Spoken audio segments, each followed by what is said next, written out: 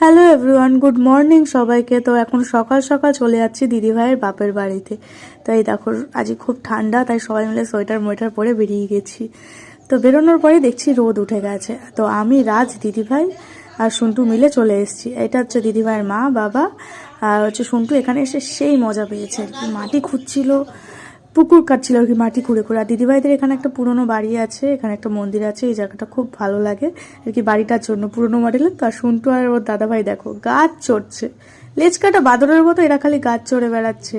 ওর কোনো ভয় নেই। ও দাদাভাই যদি কোনো গাছে উঠছে তো ও বায়না করছে, দাদাভাই আমাকে নে আমাকে নে, এই করেই কাটিয়ে দিল সারাদিন। দেখেছো, ওদের কোনো ভয় নেই, এইরকমই করে বেড়াচ্ছে, জল কাটছে কি না করছে আর কি। ও ওখানে গিয়ে যা মজা পেয়েছে কি আর বলবো। আর ওর দাদাভাই দেখছে যে সর্ষে বাগান, ওখান থেকে নিয়ে নিয়ে ওর বুনুকে আবার সাজিয়ে দিচ্ছে।